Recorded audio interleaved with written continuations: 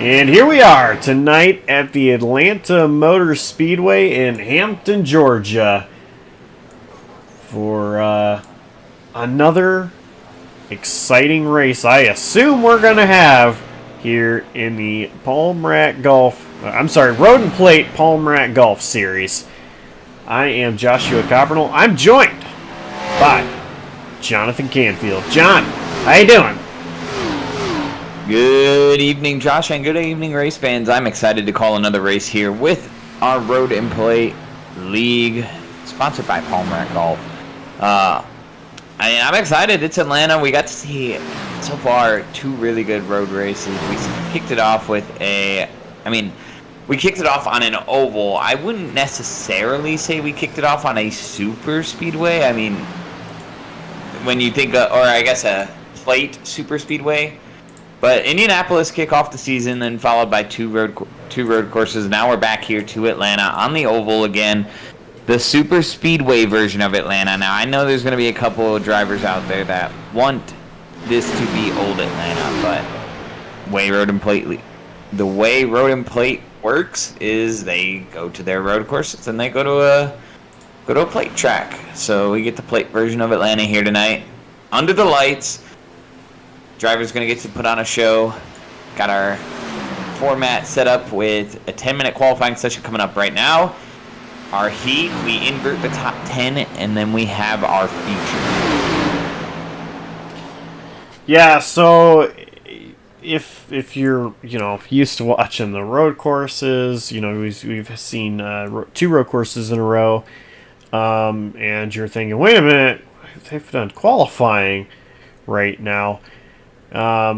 It's different. Whereas on the road courses, they've got a very, very short practice session and then jump into almost an hour-long qualifying session. It's different on the plate tracks. And it is Johnny Rapp going to be the first one out on track here for qualifying. 2 laps. That's all you get.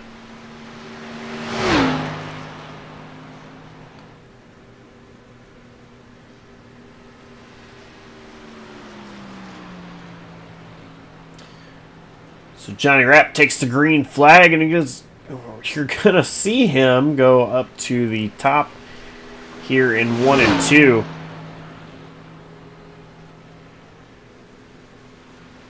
It's usually going to be an attempt for these drivers to kind of throw lap 1, build up as much speed as possible, and get a really fast and flying lap number 2. Anticipate seeing him drop to the bottom here. I really still haven't figured out qualifying at this track. I've qualified pretty good in NIS races. At this style of Atlanta. But I haven't quite figured it out to execute it really well. It is a lot tougher because of it being shorter than Daytona Talladega. Drives similar but still different. And you're going to see here Johnny Rapp go down to the apron. And P1 for that 52 so far. 32.151 looks like he's the fastest of those that have laid time so far. James Moore looks like he just finished up his laps. Sean Johnson, he also just finished his laps. Oh, we have new players at the top of the board. Evan Hoopchak and Andrew White both have laid down fast times. Aaron Smith is out there, but it looks like he might have crashed. I don't know if he got all of his laps in. We're currently watching Michael Kruger, who goes P2. 32.138 for driver of the number 40. 29 of Daniel Ott's going to be making his way onto the speedway currently. Coming off at turn 2, getting on his warm-up lap.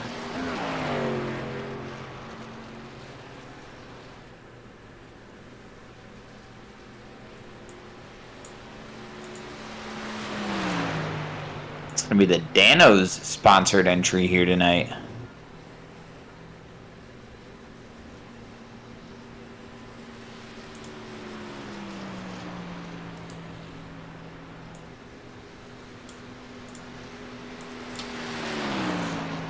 And you see,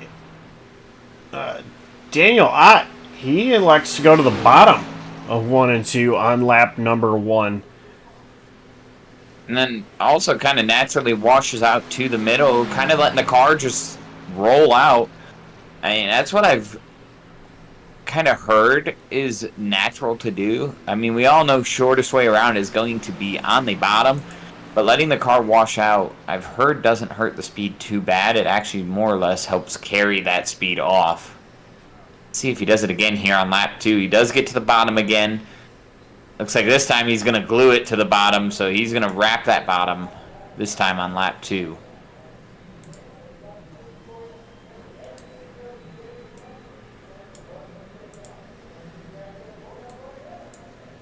Time to beat is still at 32.117. He was at 32.354 on his first lap. Lap number 2 is going to be at 32.196. P12. Steve Loving coming off turn 4 and now onto the straightaway. Old Microsoft Paint scheme there for Steve Loving, who goes top of the board, 32.108. Now, I was just getting ready to point out his first lap time, Josh. I think he wrapped the top the entire way around lap 1. Like, completely by the wall. Because he was at 33 on lap 1. Lap number 2 to come back and go top of the board, he had to be carrying a ton of momentum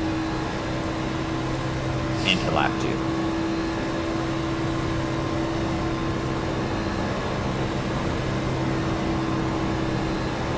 Riding on board with the 3 of Brian Wilmer.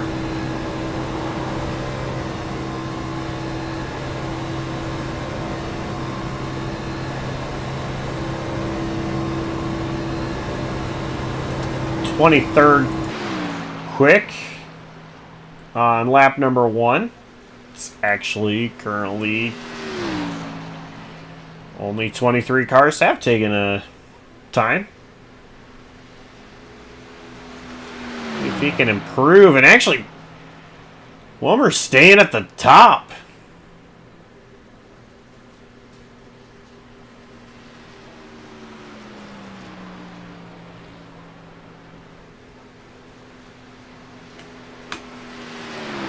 Not an improvement in position. A little bit of an improvement in time. I'm watching this 24 Dustin Bally, kind of a slow lap 1, unsure what the strategy is. Stops and resets before he gets finished with lap 1. Looks like he's going to reset and try to get back out here and finish up his lap 1 and start his lap 2. And not sure what the strategy is. He's definitely way off the pace. Didn't have any loose wiggles or anything like that. Came across the line slow and remained slow the entire lap. Going to the top here. Looks like he's hammered down off at 3 and 4.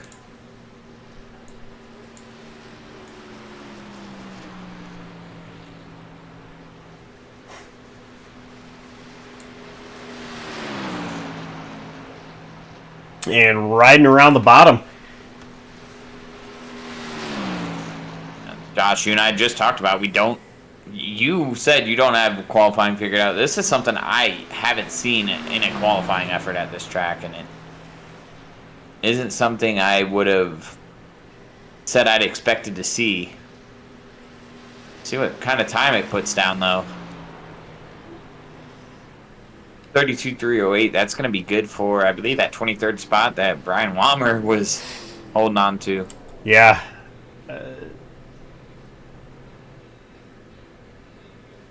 It's going to put him in the back. So not ideal. But anything can happen at these racetracks. We know anything can and will happen. So it's just a matter of keeping the car clean, for sure. And trying to get your way up there. Now, what I am going to do is, because it seems like the engines are super quiet, I am currently turning up the engine volumes, and now hopefully it's not overkill. I don't think it will be. But we're going to get ready to watch 28 cars here in the sprint at Atlanta. Just a little over a minute left to do so. In qualifying, that is. So, John, a couple things to talk about. First of all,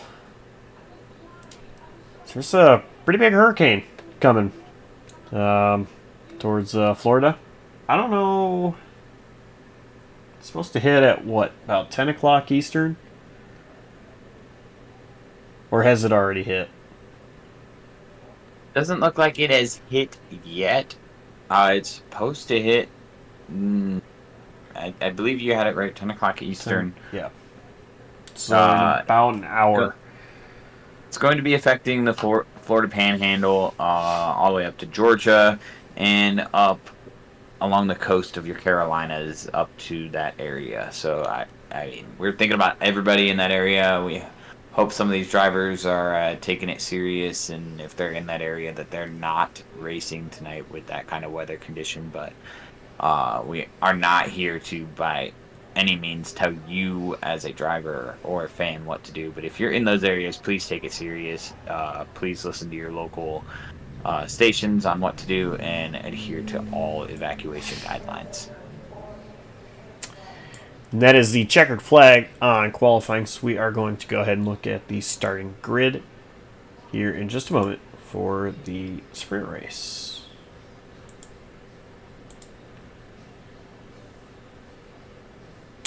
And starting on the pole is going to be Steve Loving. Andrew White will be to his outside in second. Third place, Noah Blackwell. Michael Kruger will start in fourth. Evan Hubchak, fifth. Brandon Brush starts sixth. Seventh place, it is Johnny Rapp. Devin Jack starts eighth. Ninth, Robert Brobst and Aaron Smith will start in 10th. Sean Johnson is going to start in the 11th position. Laura Wiseman's going to take that 12th spot. Nick Sarah, I mess this up every time I see it. Saraf, we're going to go with that. Please correct me later if it's wrong.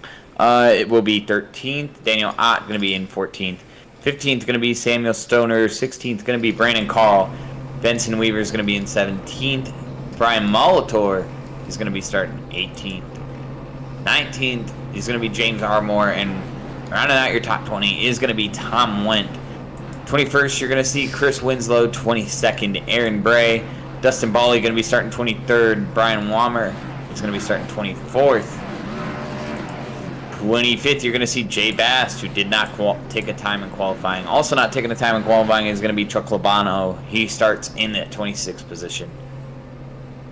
27th position is going to be Mike Thompson. And 28th, you're going to see Eric Glory.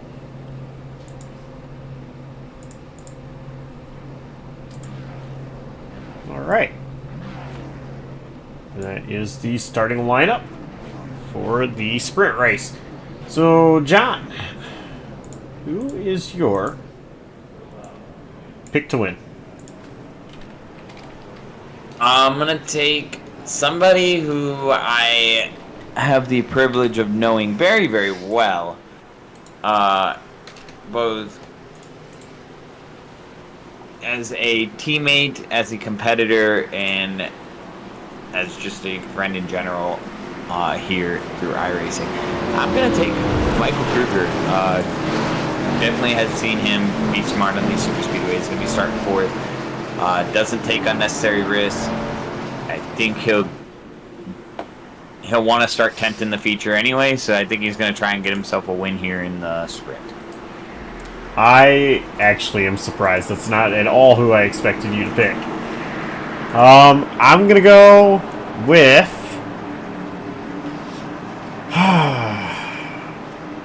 I'm going to go Blackwell. He was so good last week. I think he wants redemption. And tonight, very well, could be a great place to get it.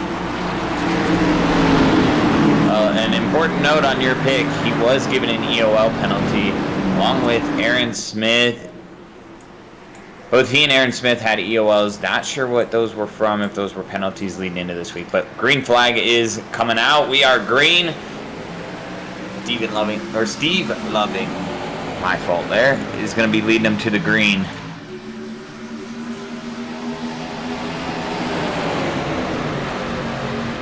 And 25 laps is this sprint race. You see that outside line actually a little bit more together than the inside line. And here in Atlanta, one thing I've noticed, the outside line is preferred line for racing.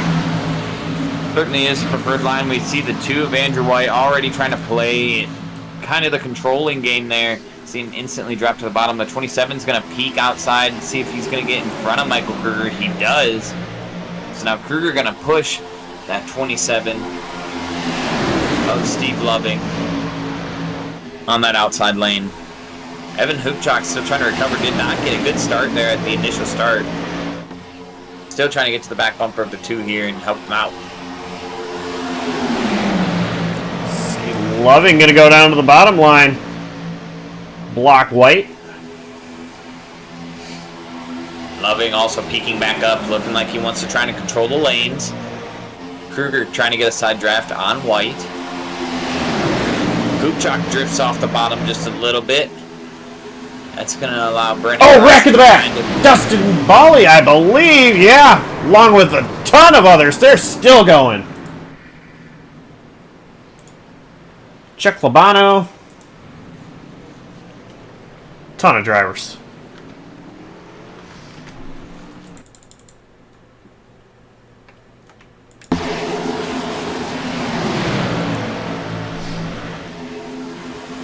Looks like it starts at 1. That's the Weaver. It actually starts in front of him. Nick Sarf looks like he misses the corner, gets up in the wall. And Benson Weaver just trying to react and not get run over from behind. Ends up getting ran over from behind. Just a stack-up incident there. Take a look from aerial coverage. Flip view.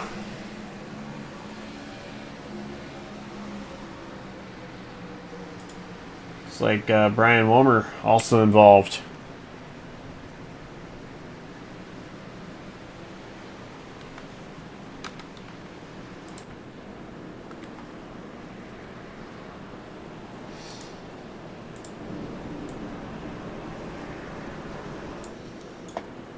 So the style plate racing, you know, it's a lot different. Pack racing is the name of the game for a track like Atlanta now. And just got to be so careful trying to stay out of mistakes, errors, issues, and the big one. I completely get what you were saying there, Josh. And I mean, what we just saw with that accident was not really even a result of one person making a mistake. It all started with a stack up there. Like one driver got in the wall, the other driver trying to avoid it. That's how quickly stuff happens here. It's the easiest analogy I use for those who have never done it before is think of highway traffic, but at almost 180 miles an hour. Bumper to bumper traffic that you normally sit stopped in that you're doing at 180 miles an hour.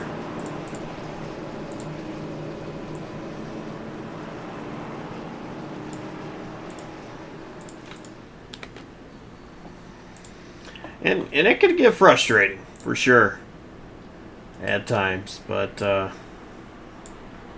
we love this style of racing.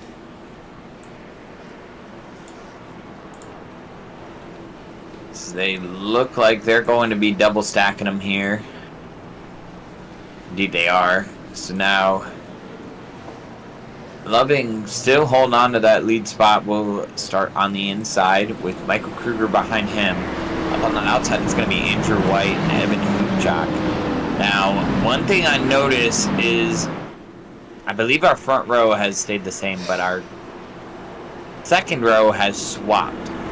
Hoopchak, who's on the inside, supposed to start third on the inside, with Blackwell receiving an EOL, moves up to second.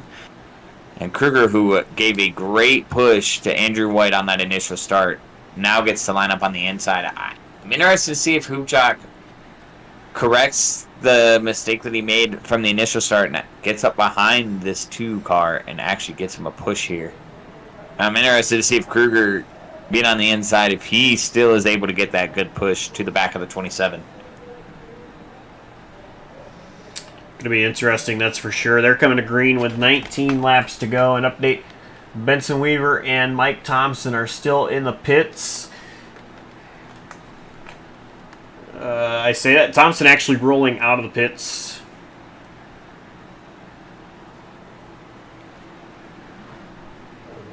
And now so is that one machine. But the pace car is coming in to pit road.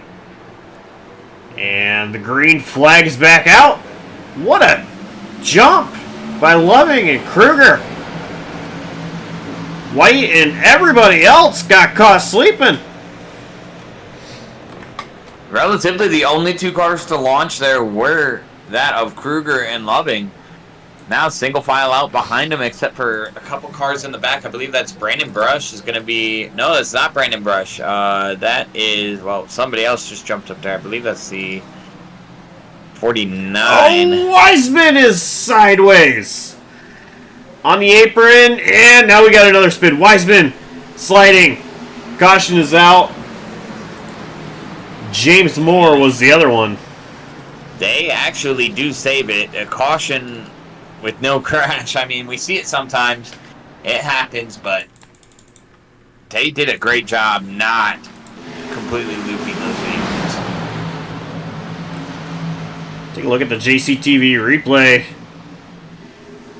Wiseman was doing such a great job staying on the apron, not getting back out on the track, and just kind of chain reaction, I think. Everything else happening. Drivers thinking Wiseman might enter back up onto the track, causing checkups, stack-ups. And I'm thinking that's kind of what allowed James Moore to get squirrely there. 100%. That is exactly what happened with James Moore. And I mean, it should have been a bigger wreck there. He actually got into the left rear of, I believe that's going to be Daniel Ott in the 29 machine. Wreck happens in front of him. He just reacts. 84 starts to look like she's coming back up. And he just barely touches that left rear quarter panel of the 29. Both of them make great saves down in the grass, though.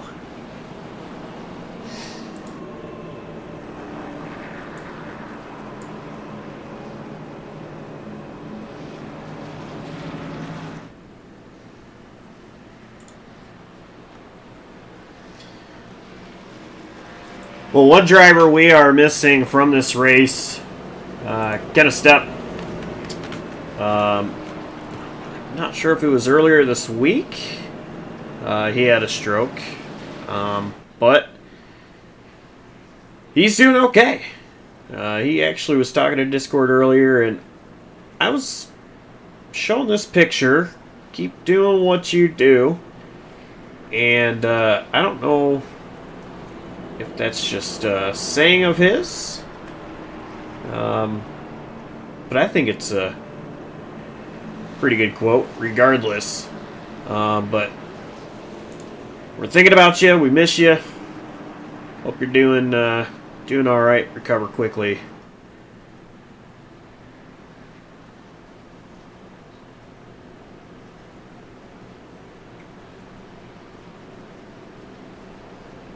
Certainly thinking about him here tonight, Josh, as like you mentioned, somebody missing from the field here tonight.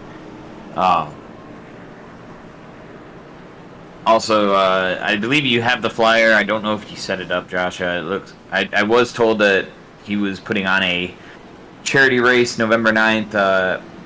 Myself and Josh both have that information if anybody's interested, or Josh might even be able to put it up on screen at some point. Let you, the JCTV viewers, be able to see that. Yeah, I'll have to do some magic. But a lot of drivers are running that little graphic I just showed you. Samuel Stoner, you see that on the front of his car. Just a couple of other drivers as well. But the Frito Sport team, they're all supporting him in some sort of way and thinking about him as they race tonight.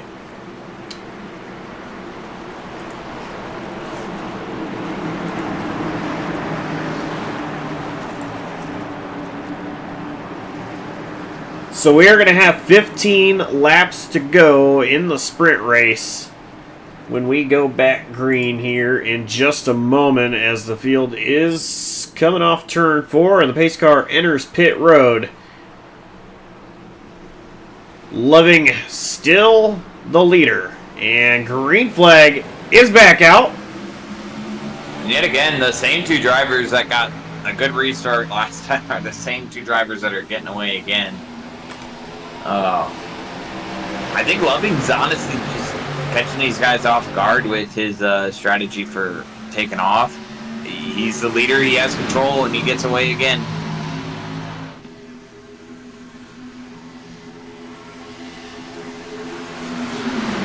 A lot of times, I know, Daytona, Talladega, you do not want to get away from the field. So, pretty much, if you're the leader and you're restarting the race...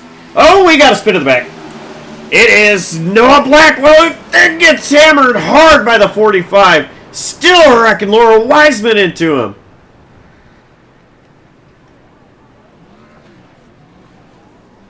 And that Scooby-Doo machine, it's hurt. All I can say is, rut-row raggy. Yeah, that was bad. I shouldn't have said that. We're going to look back at the replay, though.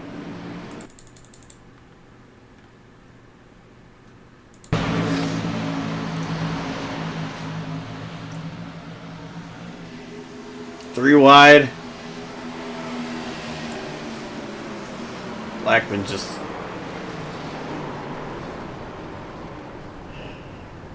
Hard to tell there what happened.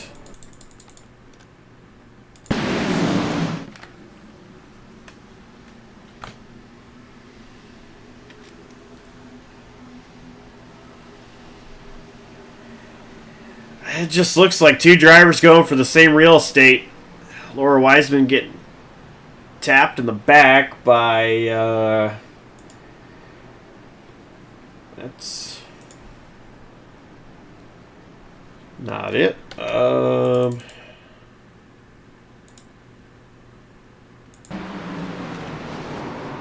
That'd be the 77 of Brandon Carl.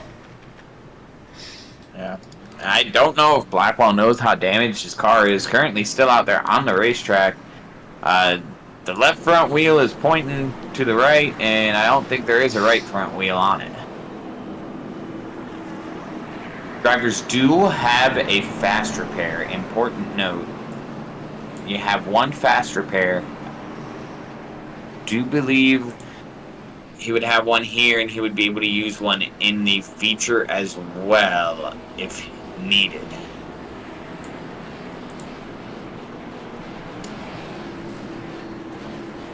That is correct. You have one for the sprint and one for the feature. If you do not use it in the sprint, it does not carry over. But if you use one in the sprint, you still get one for the feature.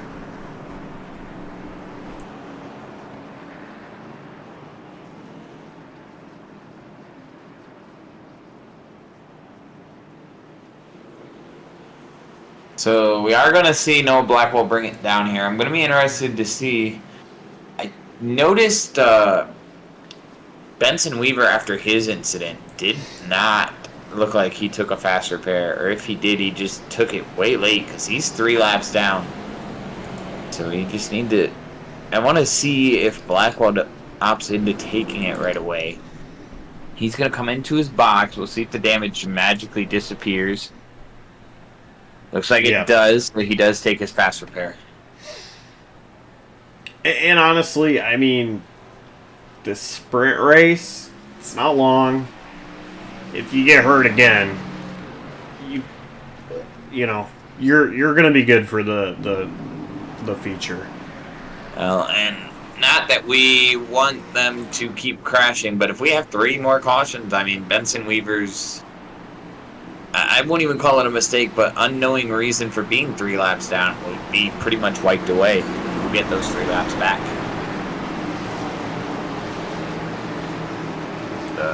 It'll be interesting to see. Like I said, I'm just curious as to what took place for him to be 3 laps down, but either way, lights are out on the pace car. We are in 3 and 4. We're getting ready to come to the green yet again. And the pace car is going to be entering pit road. Inside the restart zone.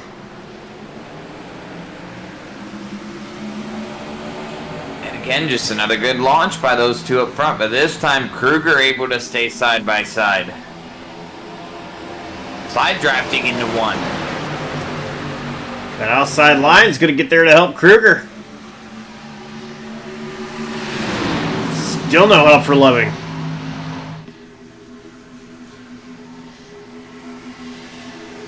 Michael Kruger going to get clear and now jump in front of Loving.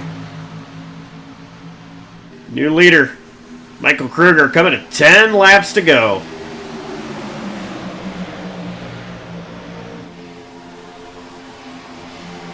Oh, and I'm unsure what the penalty is, Josh, but your pick to win the sprint has some kind of penalty and is pulling down pit road.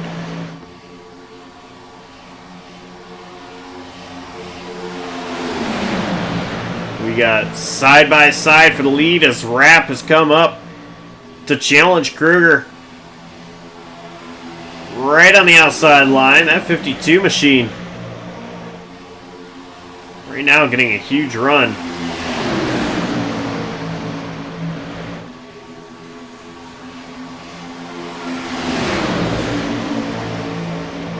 Oh, there's a little bit of contact there on the outside. Rapp had to catch it for a moment as Brobst, I think, just caught him in a bad spot, right in the rear. Got Rapp loose. They gathered up, really didn't lose any time.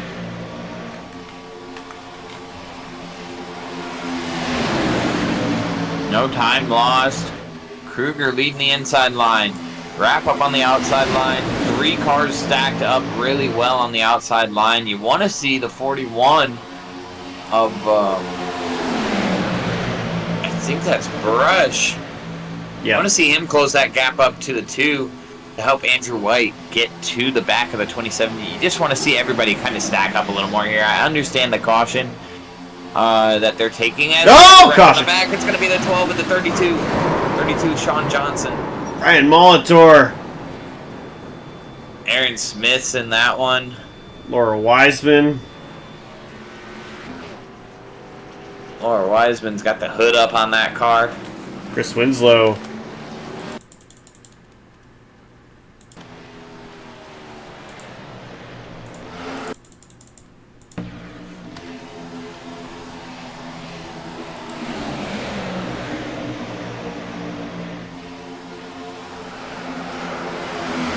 Looks like it started with Moore.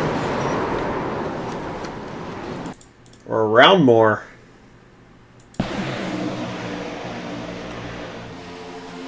I think Smith might have given a bad push to Moore. Yeah, Aaron Smith just caught Moore in the rear. Moore goes up and gets the wall. Or actually, no, Moore just gets hooked right into the 32.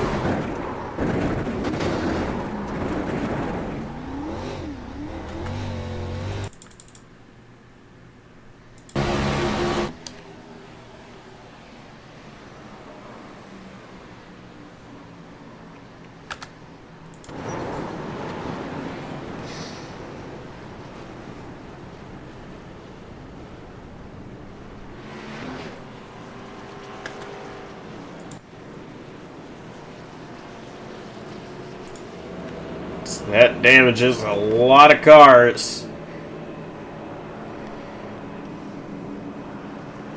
But, you know, you mentioned that fast repair, and if you haven't had to use it yet, and you were just involved in that accident there, I think this would be the time to use it. I agree. Get in pit lane, get it done, and I mean, we've got, I believe, this may have a chance at being an unofficial green-white checkered here.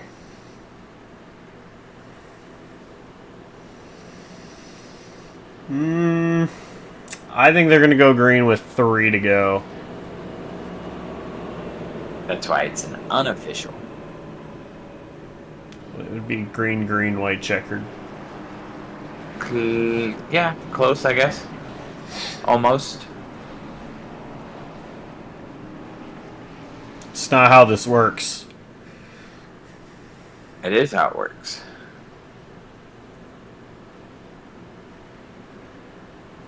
So the field is going to take the 1 to green here.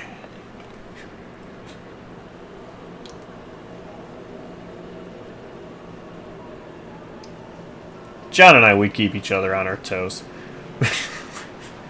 If we don't, we'd be bored, and we don't need that.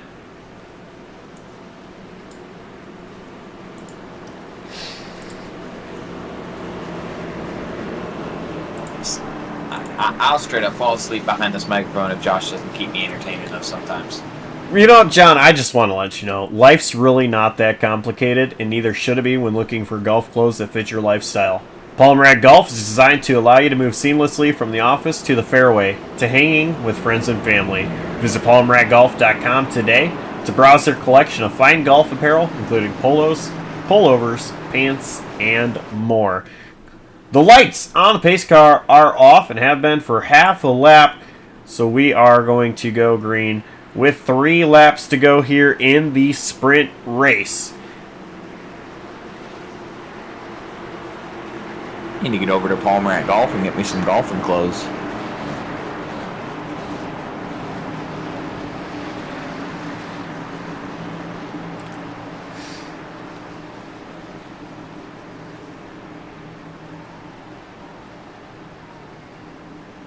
Pace car is in. Johnny Rapp, Michael Kruger, the front row. Rapp gets going quickly. First time we have seen another driver be able to control this restart. Kruger again gets a good launch in that outside lane. Allows him to tuck into second, but we know with how short the time is left in this race. There you go, there's the move. He gets into Rapp just the tiniest of bits. That's going to get Rapp all out of shape, but right now he's got no help. Stuck on that outside line. What does Loving do? Loving stays on the bottom. Loving's got to stay to the inside here, knowing that Kruger has no help. That's another position gained. Kruger just begging for some help out there right now. His closest friend right now is going to be that 2, and we do have a caution on track.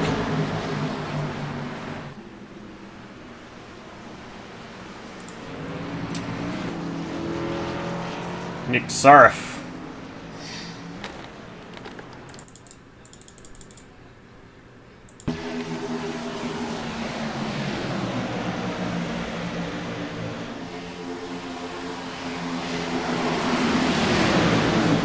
Oh. Is that neck out? I'm not too sure, honestly. Oh.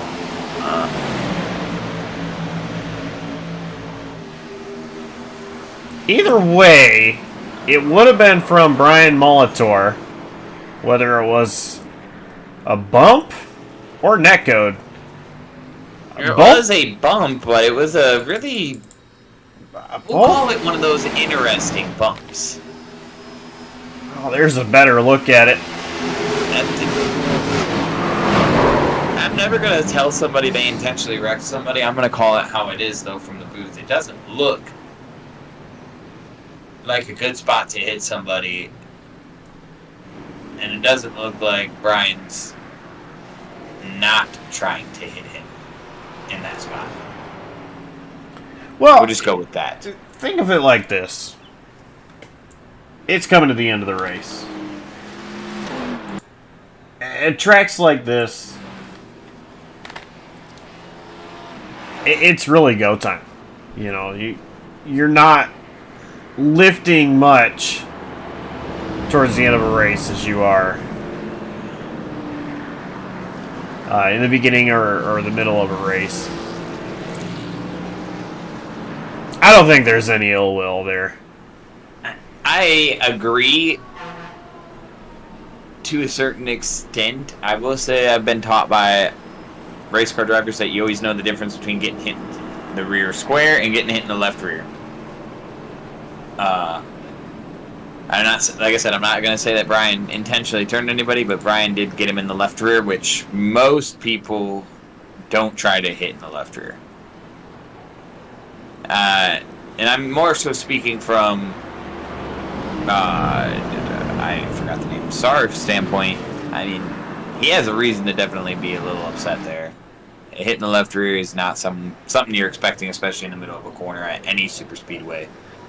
But yeah, that's all it took, and now we're going to have our, I believe it's one and only attempt here at a green-white checkered. So lights on the pace car do go out. Rapp and Brobst on the front row. Loving and Kruger. Row 2.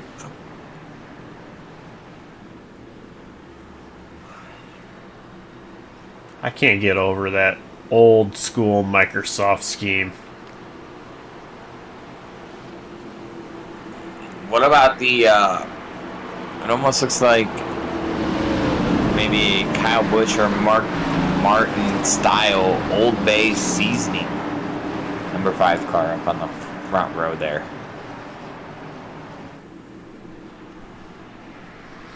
I know there's probably another driver who drove the 5 car with that specific scheme on it. I just could not tell you who it was. How about the one right behind it in that Grid Network paint scheme made by C2 Graphics? Cameron Caldwell. Guy who is the official graphics designer of JCTV. Made the paint scheme and made the ticker you see on the screen. And a lot more.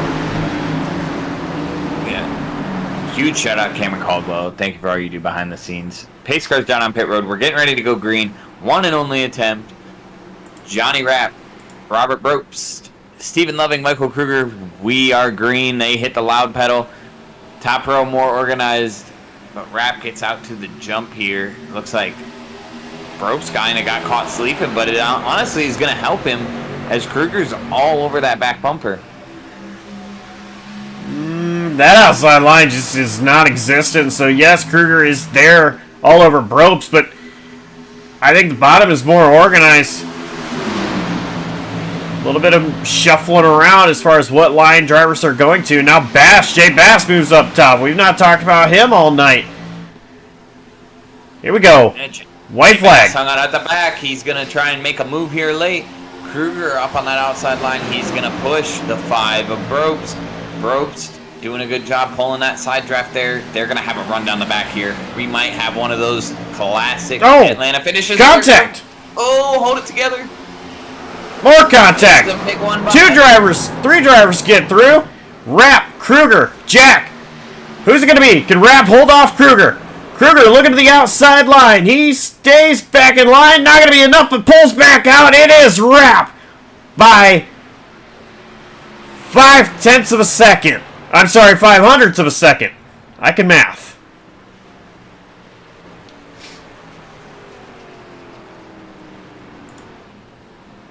A lot of drivers still finishing. Hoop shot, crab walking.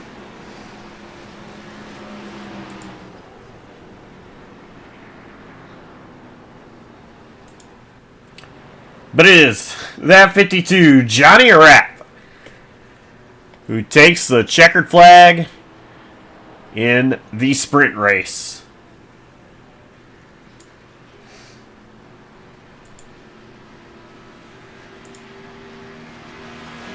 that's any sign of what we're gonna see later, we're in for quite the race here tonight.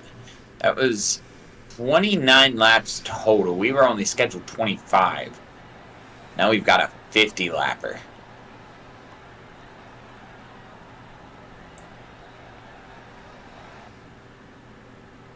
Well, let's talk to our sprint winner.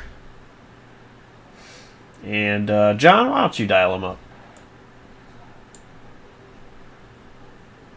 Yeah, Mr. Johnny Rappy, you got us. Yes, I do. What's happening? Well, what's happening is you just went ahead and took that sprint race win, and now you're going to get to roll off in 10th for the feature and try to do it all again. Do you think you got what it takes, and how did that sprint race feel? I do not think I have what it takes, but we will see. I just got lucky not being involved in the incidents there, and Robert gave me a really good push on the outside, got us up front just in time for one of the cautions. And yeah, we just didn't have enough laps for anybody to really do anything with it. But yeah, hey, I'll take it. I don't like this track too much, so I'll take a heat win. I don't know if I'll be able to do anything in the feature, but we're going to give it a shot. Well, if the chaos we just seen in that short little sprint race is any telling of what we're going to see in the future, I mean, I speak for both Josh and myself. We hope you can keep your nose clean again. We hope to see you at the end of that 50 lapper. Before we let you go, anybody you got to say thank you to or shout outs that you got to give? Yeah, well, the usual. I know my dad and sister are out watching in the living room, so shout out to them. You guys for putting on the broadcast. I always like going back and watching them. And Dustin and Evan for putting on the league, with Palm Rack Golf. And it's a lot of fun. Looking forward to it. Hopefully we can keep it clean and talk to you later on here. All right, that is your sprint race winner, Johnny Rapp.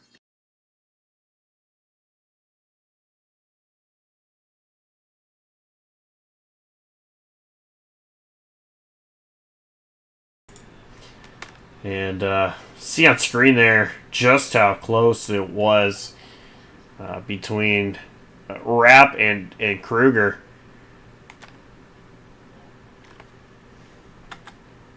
So we are getting ready to get the feature going.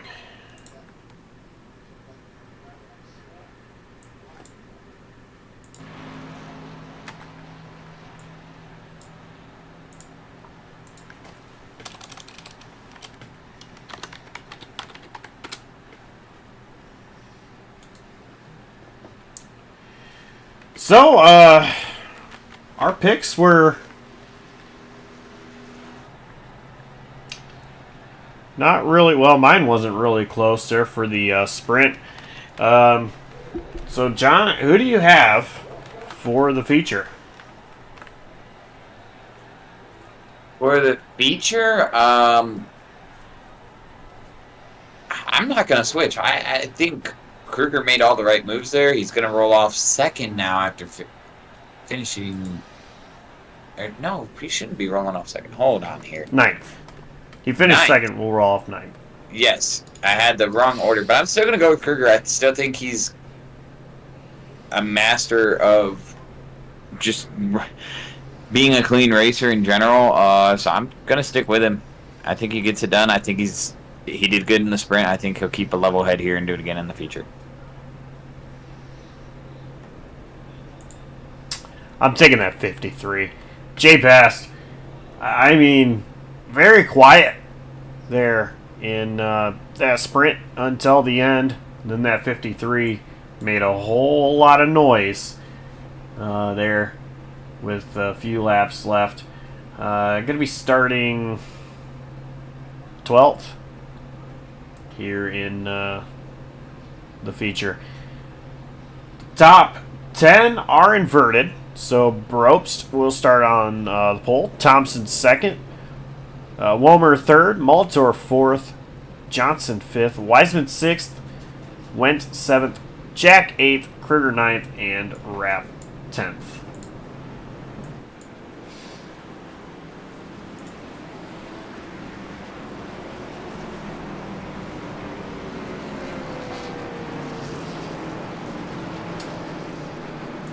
50 laps will make up the feature.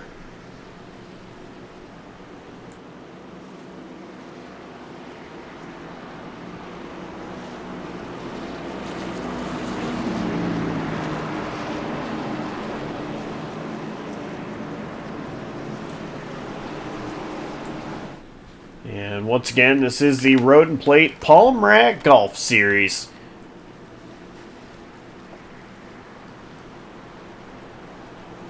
Looks like one driver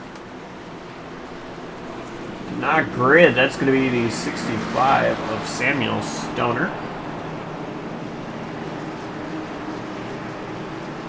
Start from the pits. Not a fun time. Missed the grid, maybe even by just a couple seconds, and then you got to start from the pit. The pace car is in. The green flag is going to wave. Here we go. The feature is green. Remember, 50 laps, double the length of the heat. I'm failing at memory here. I think we might have one potential pit stop here. Tires not hugely affected here, but fuel I think we can maybe do in the realm of 40. Oh, we got the 3 of Wammer. Do run a reduced fuel capacity as well. Kruger on the apron trying to gather it up and save it, losing a ton of positions here. Actually, we do run a limited fuel set. We are only running 55% as we've got the 115 in the wall. That's going to be Mike Thompson. He's up in the wall.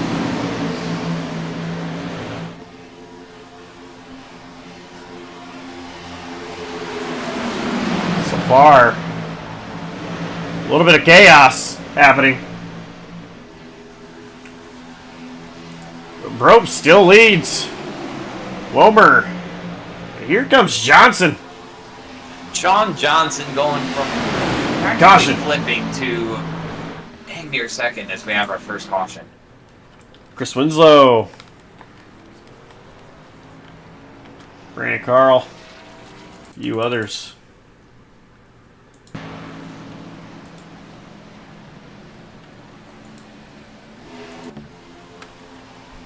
Oh, I don't know if you're going to be able to see this, Rick. Kind of. Winslow just had major internet issues. And then when he finally comes back, he just kind of lands in the 77's lap.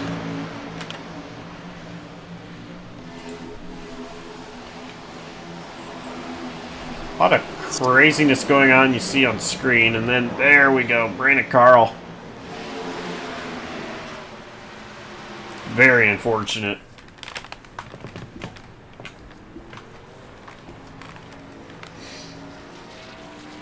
And you see the car that drove past them a few seconds later. That is the 65 of Samuel Stoner.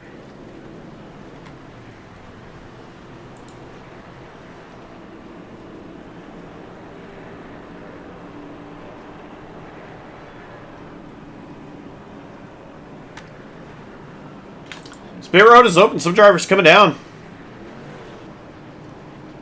And I would imagine for fuel, top off on fuel. That's what I would imagine too. I believe I was getting ready to say it, that, alright, maybe I did say it. We do run 55% fuel in the tank here. So about half a tank is what they're getting. So even if we could do about 40-ish laps, we might have had just enough to make the feature, and that was with all the cautions that we had. Or not the feature, the heat. That was with all the cautions we had. So, I mean, not that I'm saying we need another caution fest, but I think we're guaranteed at least one pit stop here. Michael Kruger on pit road. I'm going to assume Kruger may be trying to get fresher tires here. He was sliding around a lot earlier. off the initial start, and maybe even thought he had some damage. Trying to get that repaired.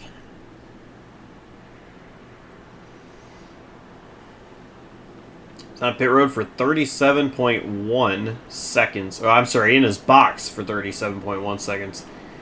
That tells me 100% he had some kind of damage from that incident that he was involved in.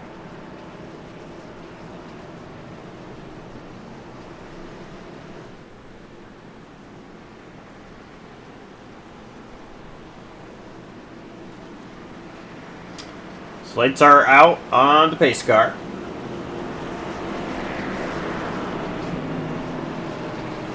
Five laps complete, 45 to go. It will be 44 when they take the green flag. Still a long way to go.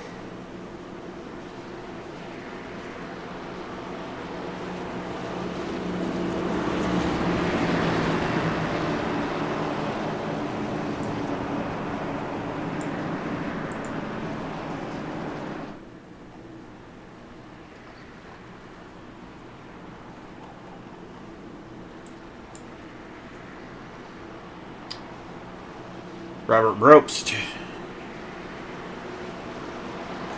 still leading this race after starting first in the feature.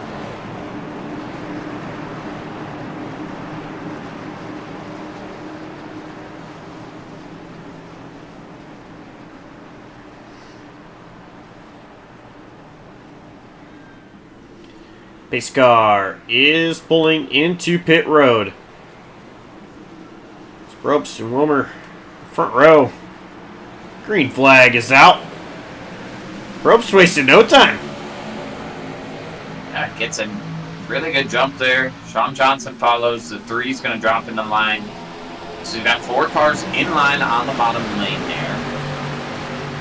First car on the outside is going to be Brian Molitor with help from that 49 of Devin Jack.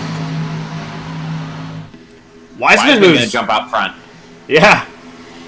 And Wilmer trying to find a hole on the bottom. I don't know if that was intentional or not. Gets back in the line. Look at Molitor right behind Wiseman.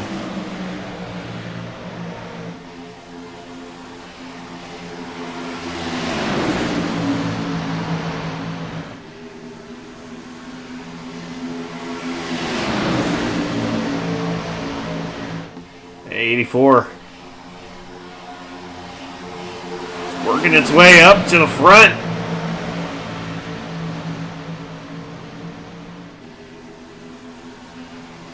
Probst stays low, does not try to play the line game. Field is pretty even right now, though, John. Field is even, and driver that's not too much in contention right now. Already a lap down, the 95 of Eric Glory. He's hearing over some driver radio. He tried to get a black clear. Sounds like he used pit lane to avoid a wreck. In their rule book, says that he will be penalized as a 3. Has his hands full down there on the bottom off of 4. They keep it together. They're going to be 3 wide going into 1 here. And he sorted back out to 2. The 95 serving a penalty, so he'll go down 2 laps now. Maybe even more if it's a stop and go. Oh! No, Blackwell hard into the wall. He catches the one of Weaver. Weaver goes, oh my gosh, up and over. Still barrel rolling. Oh my goodness. Yep, Thank God wow. this is a sim.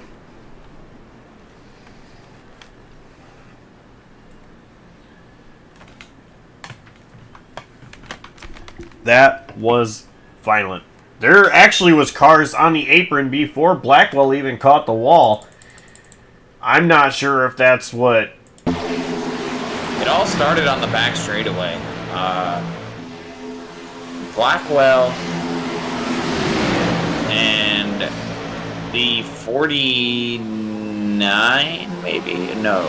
No, that was Stoner, The 65. 65 of Stoner get together off of 2. Blackwell trying to get to the bottom. Stoner there. Blackwell just hangs a left there, puts Stoner down to the inside wall, sends himself up to the outside wall, and chaos.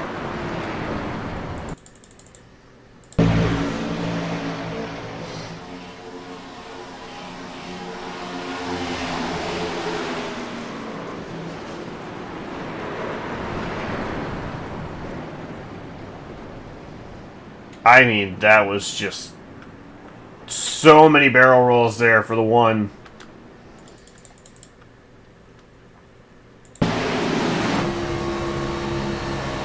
We are riding on board with the one. Benson Weaver.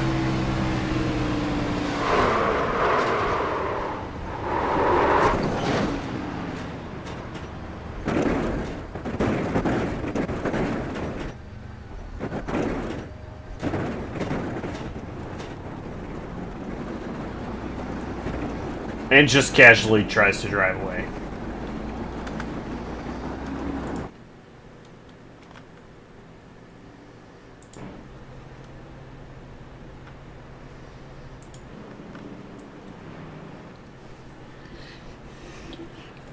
Man, there are times I really am glad this is a sim and not real life. I have to say that's one of them. Yeah, I completely agree with you. That just insane amount of rolls there that happened, and that whole scenario just was kind of shocking to see, especially so early on here. I mean,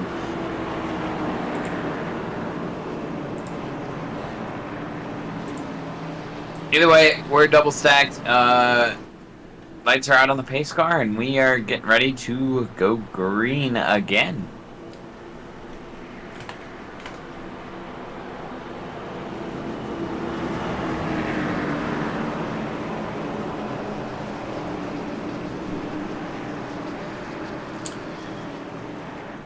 Probst still the race leader, but I'm very impressed with the speed that 84 Laura Wiseman has.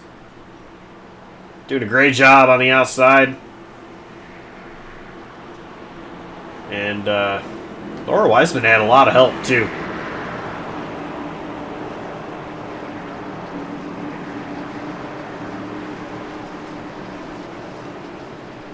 Wiseman done a great job here, keeping her nose clean, and just, I mean, finished well after some chaos in the sprint, and now that she's got some track position, doing well, just keeping her nose clean. So we are inside the restart zone. Green flag back out. Probst wasted no time. Wiseman already clear down on the bottom. Just kind of. Oh, and the We got the spin. Somehow saved it and then wrecked. Ran brush. Facing the wrong way.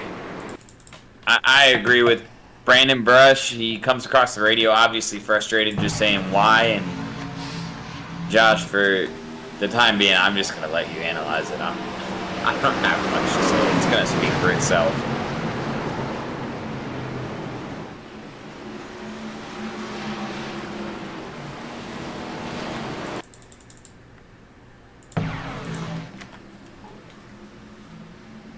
From a blimp camera.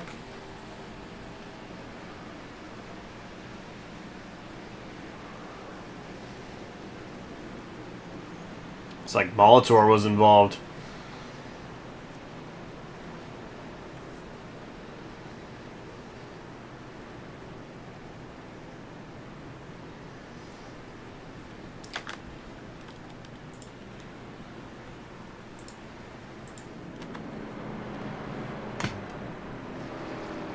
Yeah, I'm not here to talk trash on anybody. I'm just going to merely speak of what's being discussed in the driver chat. They are considering parking, or at least bringing up the conversation of parking the 3 for them.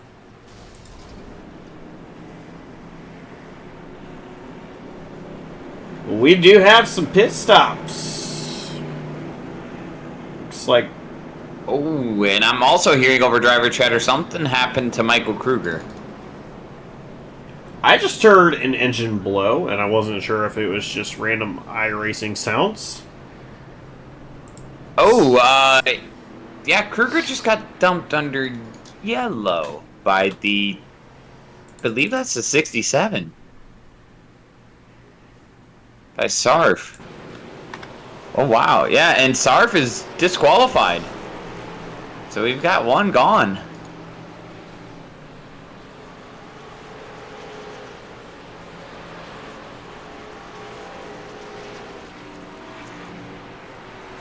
And Kruger's sitting on pit lane. I think that might end his night. I mean, Josh, we normally don't pull a driver up here after something that frustrating, but we could ask him if his night's done. I mean, it looks like he's sitting on pit road and doesn't have a fast repair. Let's take a look. I'm confused. There was a lot of damage. I will say this. One of the two drivers involved with Kruger's incident has received a DQ for tonight. So, looking back at this accident that happened, Kruger goes down onto the apron. Now, this is the reason for the yellow. We're looking back at the reason for the yellow here. Molitor actually goes back. He's rolling backwards, clips Kruger's car, and that causes Kruger to have damage. I noticed Kruger had damage before the then contact, because as you can see, the car's kind of crab walking. And then under this caution, you'll have to advance your replay system. We are in turn 2, so you have a little bit of time before we go green. Under the caution, he does end up getting dumped by the 67 of Nick Sarf, which is the reason Nick Sarf has been DQ'd for tonight. So Kruger, looks like his night is done, has not come off pit road, doesn't look like he has a fast repair. So Kruger done. Rest of the field lined up. The 3 is still currently racing. We'll see how race control decides to monitor that 3 car. Sure, through the driver radio, he's on a short leash right now. We will see. I say race control, ultimately admins, and I think there's one big one that makes the final call, and that's Dustin Bawley, who is actively driving as well as being the admin. So, again, all up to him. Pace car is off and onto pit road. We are coming back to the restart zone. Ropes to not, front row, green flag out. More wasting no time to try to get to the back of Ott. But Probst ultimately pulls way ahead. Yeah, Jay Bass there, I believe he tried to get a good jump on the 5 and just mistimed it. Actually bumped the 5 out there. I think Probst just decided to go ahead and go. But it created this huge checkup for Bass and a big gap. A nice jump for Probst to be able to get what looks like some single file here.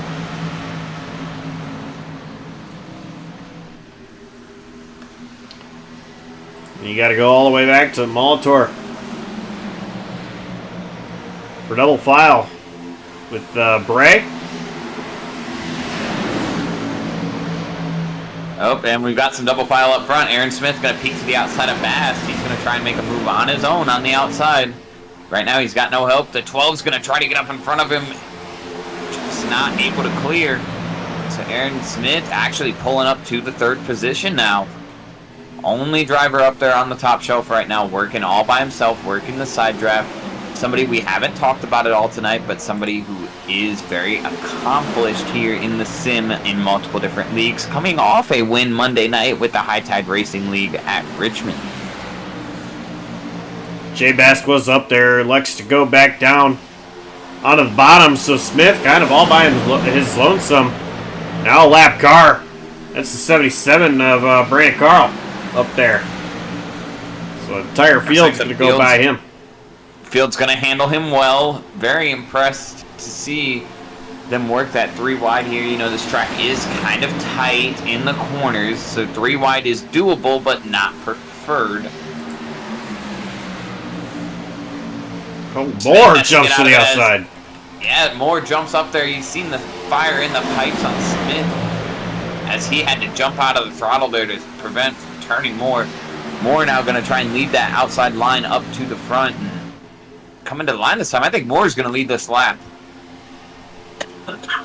Moore does. Smith pushing Moore.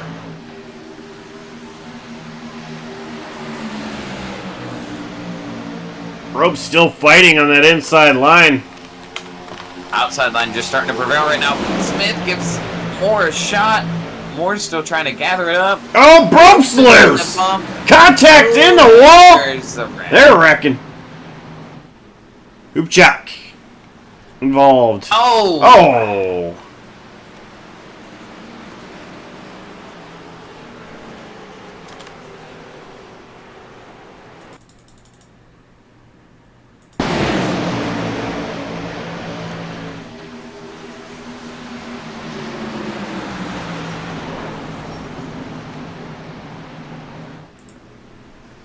Sean Johnson also involved.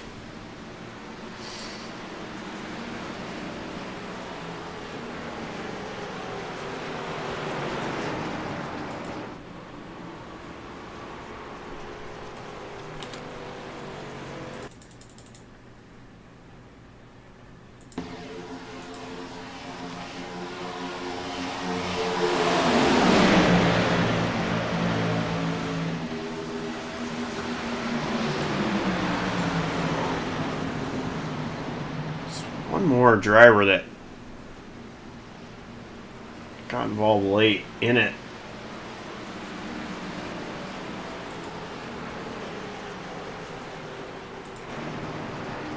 Can't tell who it was. We did actually, while you're analyzing the wreck there, Josh, we did have some regular normal race pit stops. Moore, Molitor, Ott, and a couple of other drivers that elect to come down. Looked like maybe top up on fuel. I didn't see any tires go up, so I don't think anybody took tires here, but definitely topping up on fuel.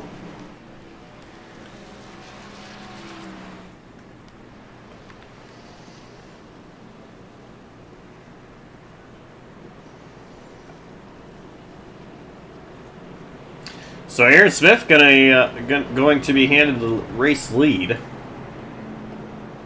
Jay Bass second, Hoopchak third. Aaron Smith actually looking like he's gonna peel down, get some fuel.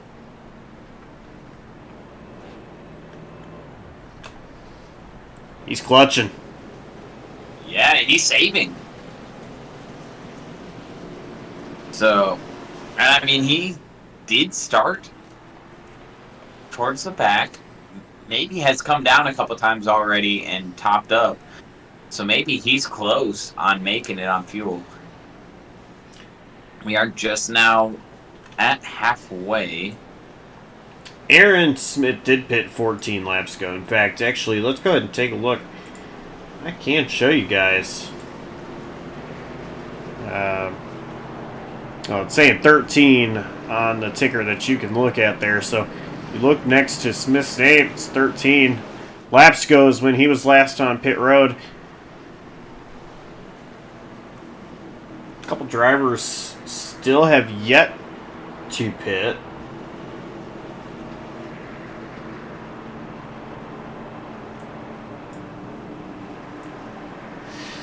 And that would be Bast, White, and Bray. Yeah, the only three drivers have not come down pit road.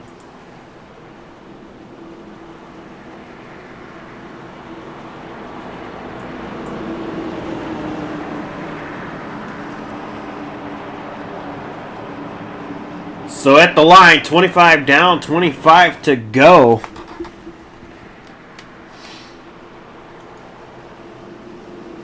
Half of this feature has been ran under yellows so far. Pace car is in. Smith and Bast, the front row. Green flag is out. Here we go. Big jump there. Oh, and we might actually have a penalty in the back. I'm hearing it over the driver radio. I don't know if they will throw a penalty for it. I'm going to go back and look at it. I believe Brian Molitor might have changed lanes before start-finish. 110% change lanes before start-finish. Be interested to see if he does receive a penalty.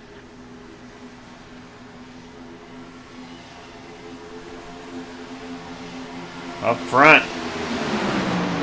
Bast is outside Hoopchak. White following Bast. Aaron Smith still holding on. Oh, Bast got a huge shove from White. And that almost takes Bast to the lead. You see Smith get a little loose down there on the bottom. Tiny wiggle. That makes Hoopchak actually check up a little bit. So now Smith has no help. Smith holding his own there on the bottom, though. Bast trying to side draft and keep him in tow. See a familiar car creeping towards the front here. The 3 of Brian Wammer made his way back up here.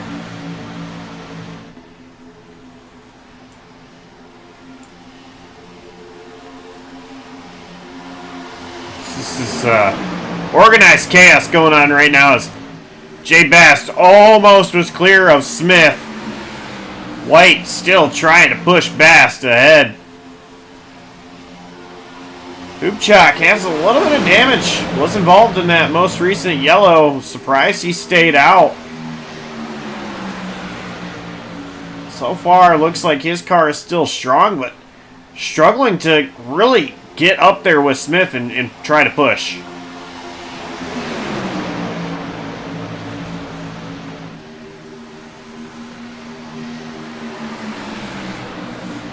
I'm starting to tick off a little quicker as we start building some momentum here. Field's starting to gain that speed every lap. Fight up front. I personally am going to take a look back towards the back of the field just a little bit. Back to where Laura Wiseman is in the 12th position. They try to decipher their way to the front.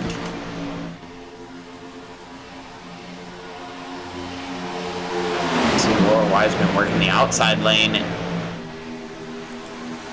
Not sure what happened to the 24 of Dustin Bally, but he's sitting there 2 laps down in the back of this pack. Just riding right now. If a caution came out, he would be the first one to receive Lucky Dog. But he is racing the car that is directly behind him in Benson Weaver. So that's a battle for a Lucky Dog position. Back up front, still Aaron Smith, Jay Bast, Andrew White, Evan Hoopchak, Brian Wammer, and Johnny Rapp. And it is just 2x2, several rows deep here at Atlanta. And these cars are sliding.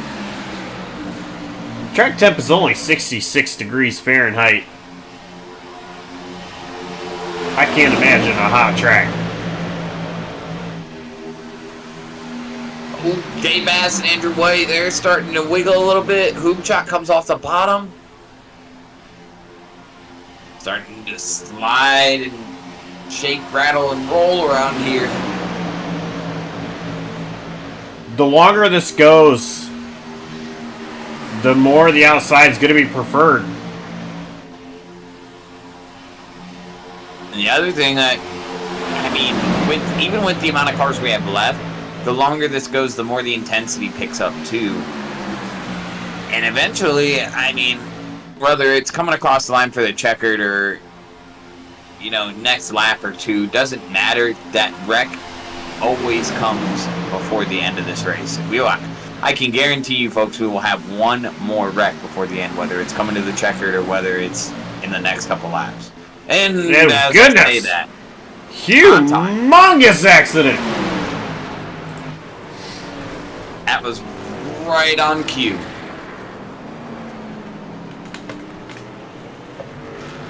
That's gonna wrap up Johnny Rat. No pun intended there, not at all. Wammer looks like he toes immediately.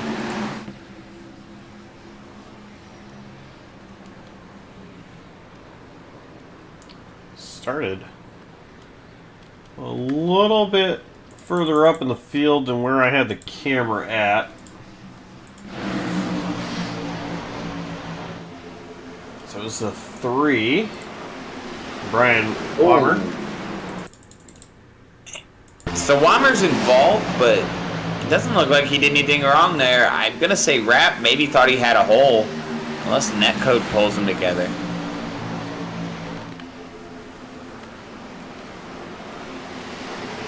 Look at it from a different angle.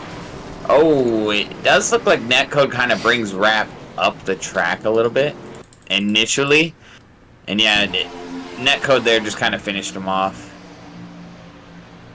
If I were to tell you who was not involved in that accident, We'd have a shorter list. Smith, Hoopchak, Bast, and White.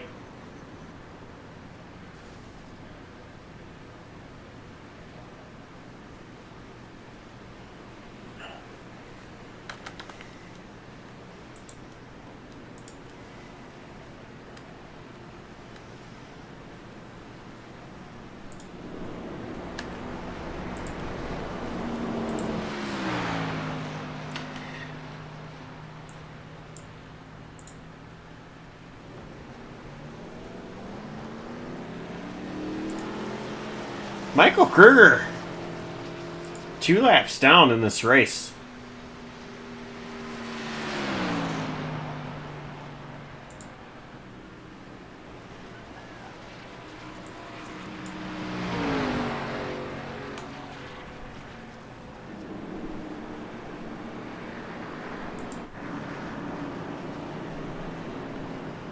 We were talking about him earlier and how we thought his night might have been over. I think he still had a fast repair to his disposal. Benson Weaver, that one car we saw up and over about 80 times. He's got some front end damage. But that fast repair definitely helped him after just being tossed around by gravity.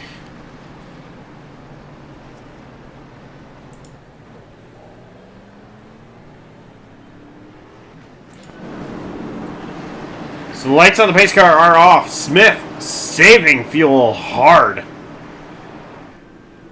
He's on the apron and going a little bit slower. But he is the leader. Hoopchak. Gonna restart on the outside of row 1. And it is Went, Thompson, Labano, and Brobst. Row 3, Maltor and Carl. Row 4, and Ott and Bass. Row 5. Gonna restart. 12 laps to go here in the Road and Plate Palmer Golf Series race at Atlanta Motor Speedway.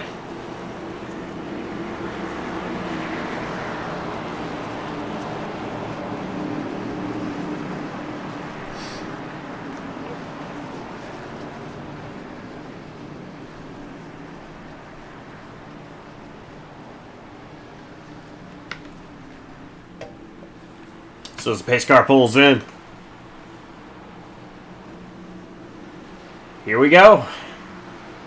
Inside the restart zone, green flag is out. Smith wasting no time. Absolutely wasted no time.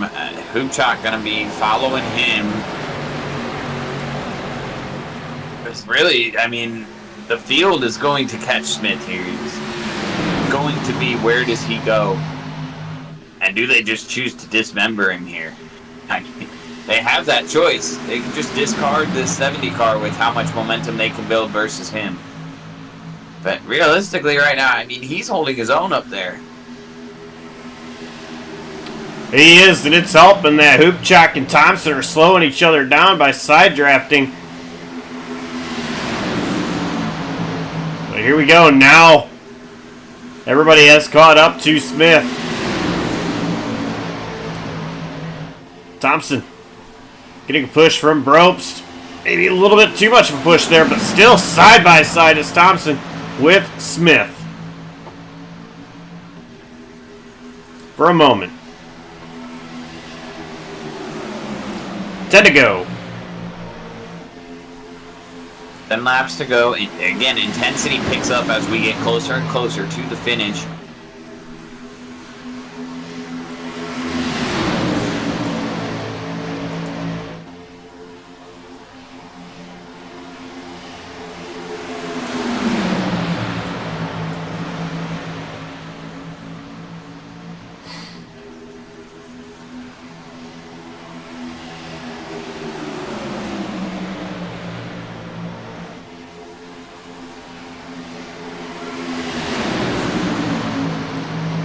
That outside line a little bit more organized than the inside line. Is gap between Hoopchak and Wendt.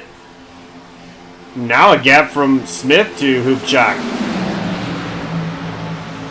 See Brobst side drafting with that 7 of Hoopchak. Now let's see if he can push Thompson up past Smith.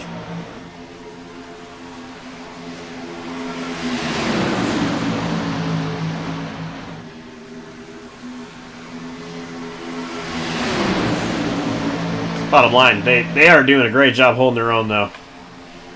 They certainly are. Ooh, somebody in that outside line just swung way high there. That might have been the 77. Brandon Carl just swung a little wide there. Almost got that outside wall. Now this inside line is starting to pull away a little bit. Aaron Smith, Evan Hoopchak out there relatively can pick what lane they want to run. Speaking of picking what lane you want to run, Tom went to the top side. And Hoopchak took a peek like he was going to block. Wendt had no part of it.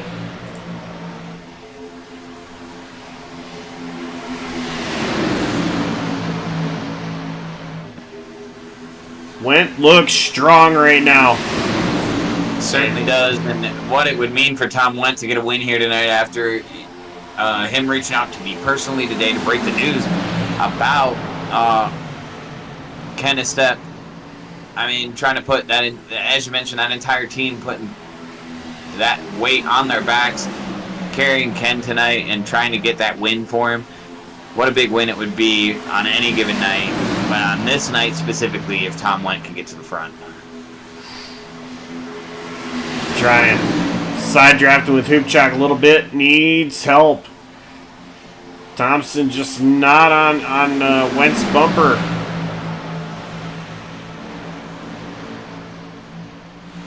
Way up by the walls, the 9-0 Blackwell looking like he's trying to make it 3 wide. He's going to get to the outside of the 4, Brian Molitor. I don't know if he has any help. As of right now, he doesn't, but that 5, Brobst trying. Molitor fills the hole. And then they all go down. Blackwell's still making his own path to the front, though. Right now, sets himself up to be second in line here on that outside line. 3 to go. Michael Kruger going down another lap here. Yeah, Kruger was just down pit road.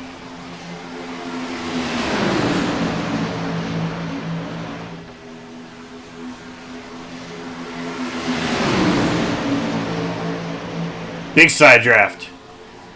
Tom Wendt. Now trying to get... Looks like Molitor is going to try to make that same move that Blackwell made. Oh, we've got them sideways. They're stacking up back there. Tom Wendt trying to get to that right rear of Smith for the side draft.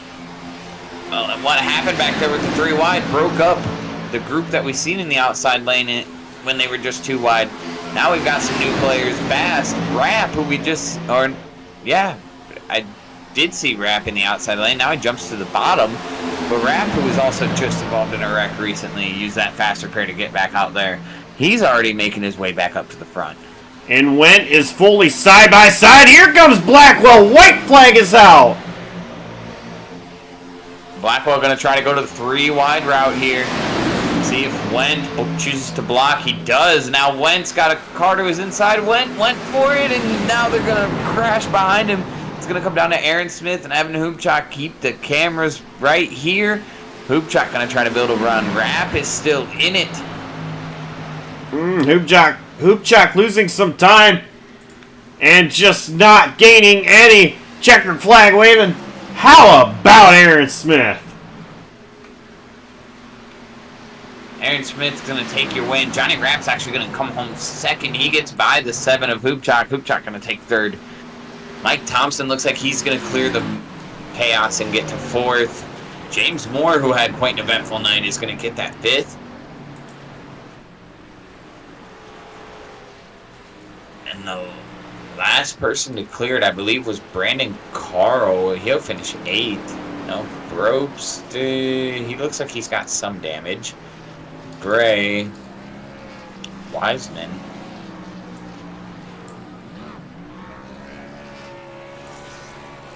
But man, they're going for it there. They were going for it. And Aaron Smith, while they all went for it, just got to cruise to the finish, and now he's burning it down out there.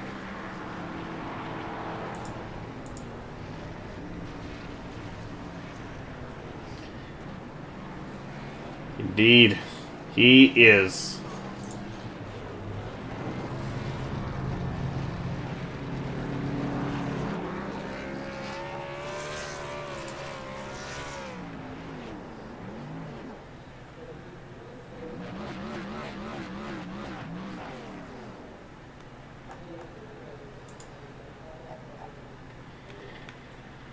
So, before we take a look at our unofficial race results, once again, I just want to remind you guys, life's really not that complicated, and neither should it be when looking for golf clothes that fit your lifestyle.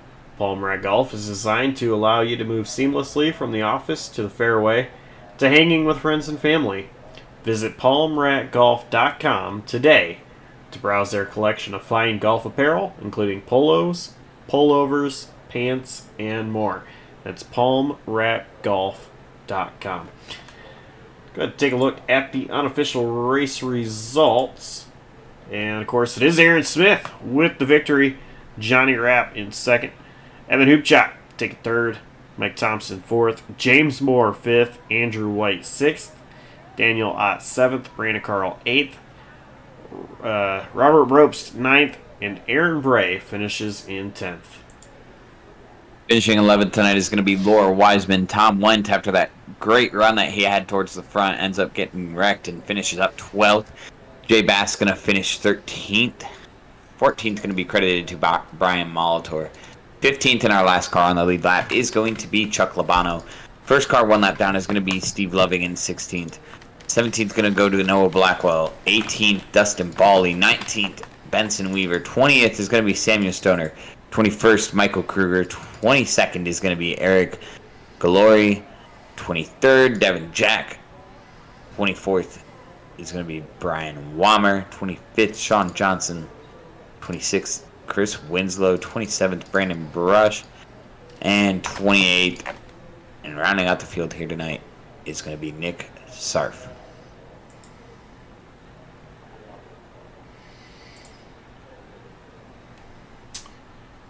So let's talk to our top three.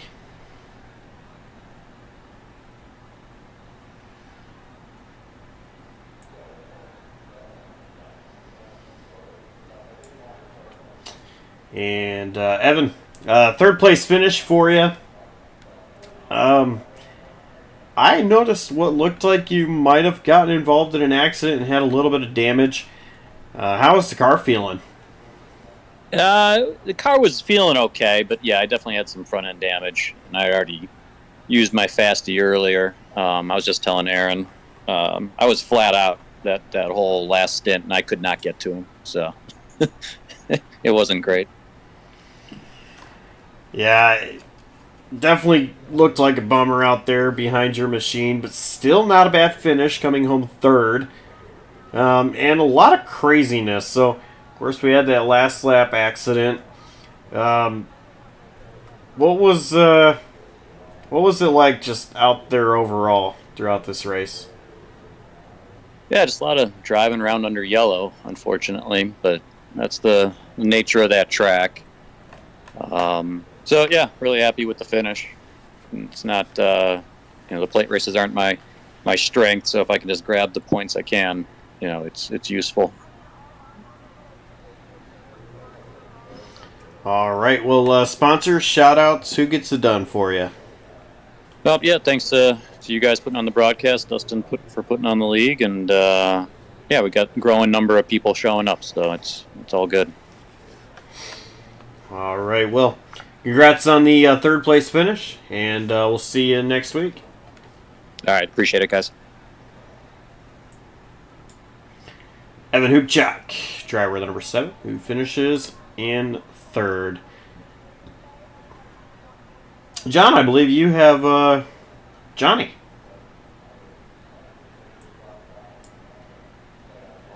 Indeed, I do. Well, Johnny Rapp, you were able to secure a heat win and come back and pull off a second place finish there. I mean, the chaos certainly helped get you through there. You got some luck on your side there.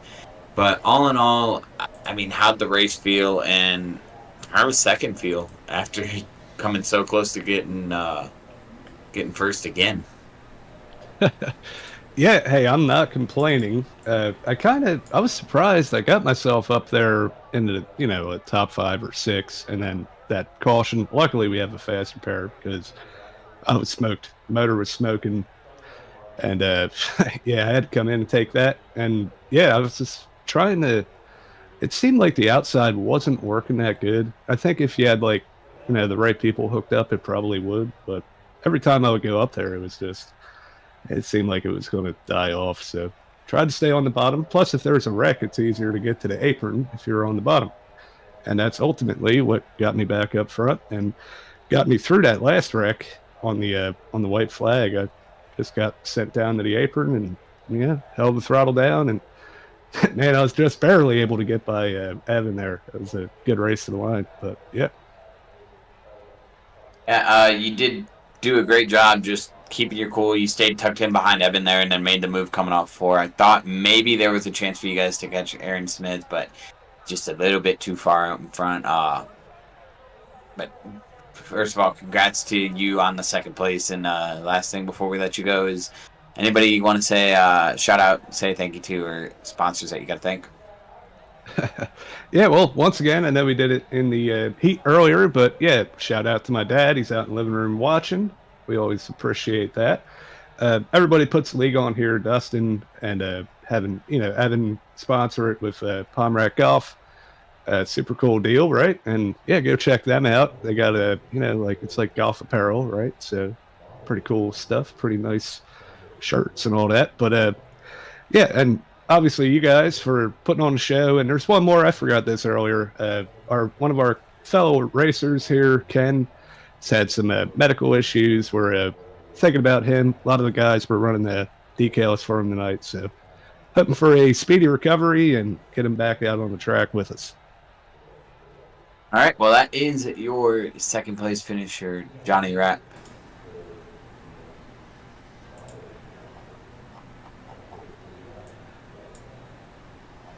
And Josh, I believe you caught up with our winner, and as far as I'm tracking, this is his second win of the week, Mr. Aaron Smith.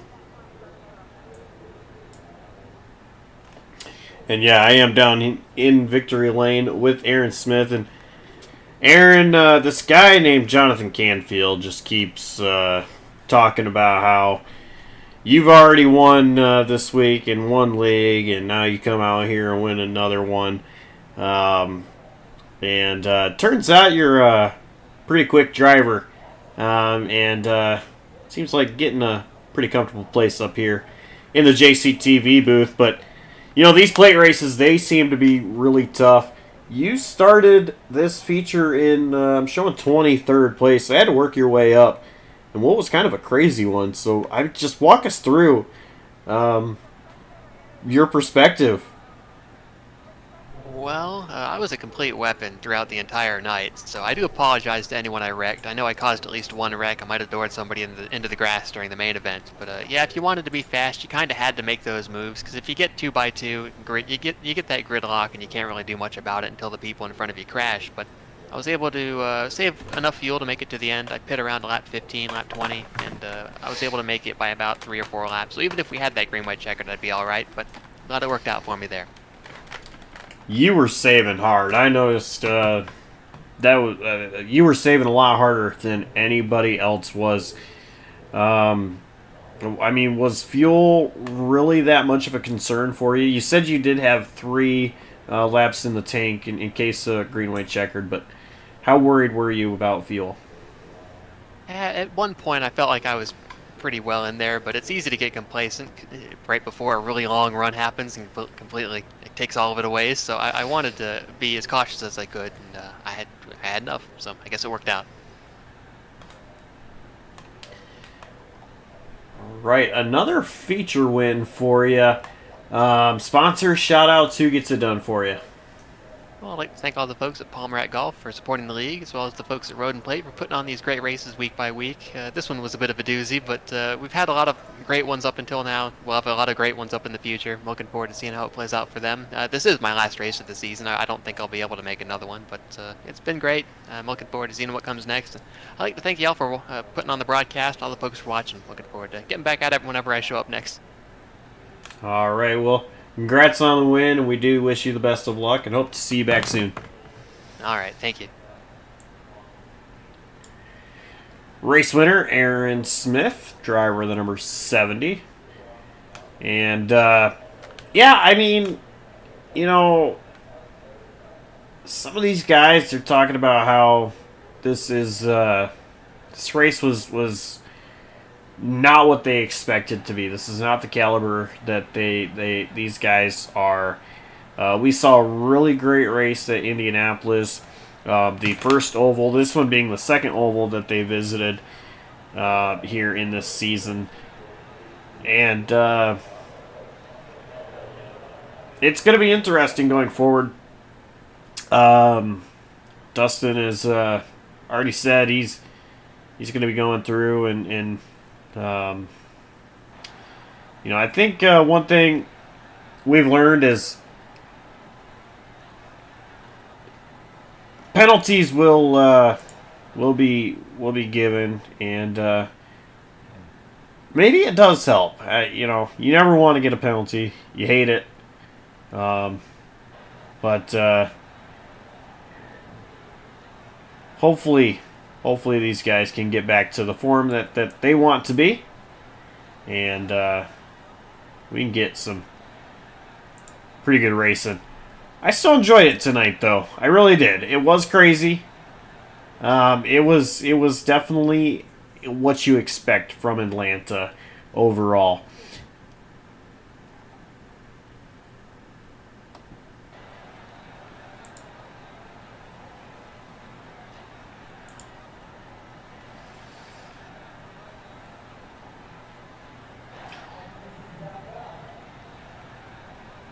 So, we still have plenty of action coming up on JCTV. Saturday night, the Blazer Sim Racing Amsoil Truck Series heads to Charlotte Motor Speedway. Coming off a bye week last week. And Tuesday night, you can find the Slide Job Racing League. They are at, I believe, Talladega. I believe that is where they are heading. And then 1 week from tonight, Road and Plate. they go back to the road side of things, going to Silverstone, 2008 version of Silverstone. I'm pretty excited for that one. So I think that's going to do it from us here at JCTV. And, do want to thank the admins, the drivers, and the fans. Three most important things in broadcasting, because without any of you guys, this wouldn't be possible. And so thank you guys. And on behalf of the entire outstanding crew at JCTV and Jonathan Canfield, I'm Joshua Copperl. Signing off. Saying so long, stay safe, and we will see you next time.